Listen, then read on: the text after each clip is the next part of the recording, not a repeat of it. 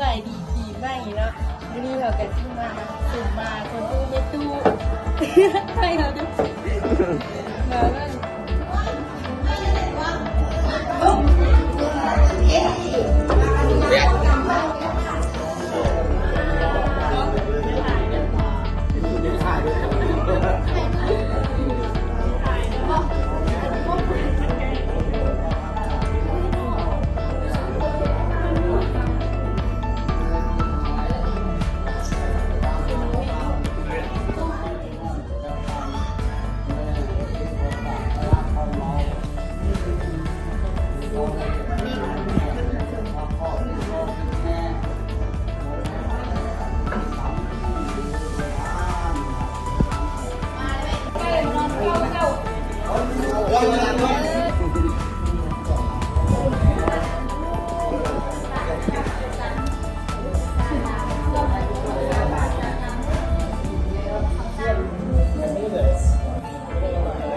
คนบ้าเงินพันเทียบลูกสาวกูไม่ได้ก็นั่นแหละวันละแสนค่ะที่ใส่ลูกสาวกูดีสองไม่ใช่เงินอยู่มั้งยืดกล้องอย่าสั้นเช็ดอย่าสั้นนี่เป็นไงปะนี่มามีคนดีนั่นคือการที่เราเอาไปมาบุญมีร่างมีท่านยกไปมีเงินมีโคตรสมบัติสมมาเมในจิ้มมุงไก่หน้าจิ้มซาไก่จ่านักการดีในปั๊บสมสุขกินเดือนเป็นนักการดีบางอันยาคัดกำเงินมือเราได้ไหนยังว่ากูไม่อยากเลิกจบเถอะสิบอดแม่บอดไปวันนี้ต้องแม่บอดแม่มั่งได้มีบางความมาขอมือเธอเตาขึ้นเธอเกินในบางอันยาคัดกำในกระเป๋าใส่ดีขึ้นเธอเกินมีโซ่มีใส่แล้วก็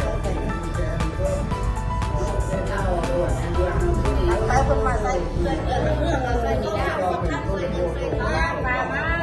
จะได้เงินจะได้เงินเสร็จเป็นจะได้เกี่ยวมีโซ่โทนให้จะมาทำอะไรจะมาต้องมีบ้านมีกรรมมาเลยไม่มีบ้านมีกรรมเต้าก็สร้างมาลุกโคกขึ้นแต่ปากเฮ้ยเพียงความเลยก็เฮ้ยสาบ้านสากรรมวันนี้โบยุคงอยู่มาลุกเต้าเดี๋ยวมีบ้านมีกรรมสร้างเกินเขาเสียเกินเขากินเป็นไงเลยไปมีเก้าสร้างไม่เท่าไรแล้วกันดิดินจะโซ่เรือมาหาเรือได้ดูดีมีแห้งกินได้ไปจะมีผู้รับเล่นเบอร์เล่นมาหาเด้อดู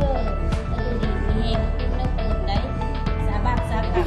เจ้าเด้อมีบ้านมีกรรมมาเรือตัวหน้านี่ไปเลยค่ะเอาลูกเอาผ้านั่งลูกขึ้นผ้าเนี่ยสาบักสากรรมมาเรือเจ้าเด้อมาลูกขึ้นเดี๋ยวนี้บ้านมีกรรมมาเรือเจ้าเด้อตัวหน้าไป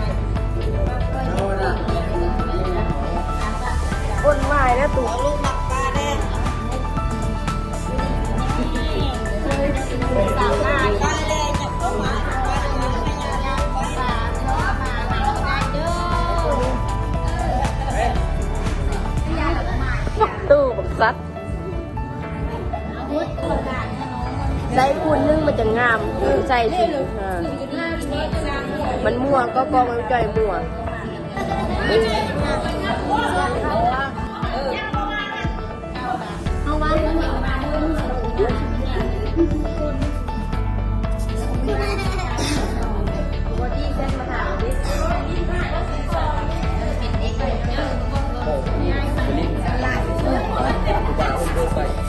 น่าจะเลย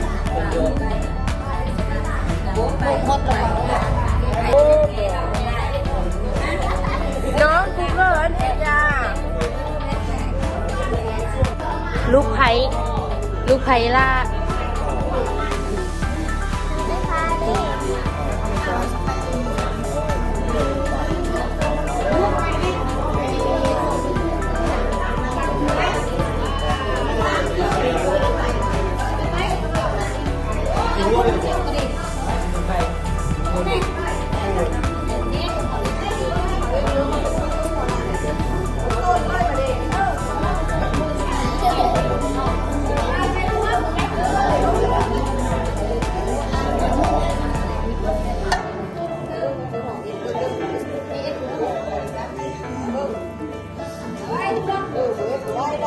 ได้ได้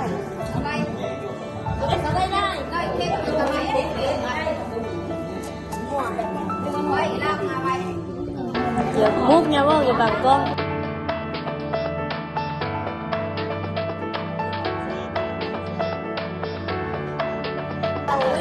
วันนี้เราซัก ลูกตู้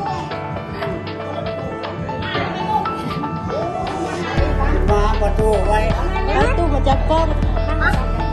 เอาจับเรื่องหรือตู้ไป อ้าวอันตู้ดี โอ้ นะ ยที่ซื้อตู้ใ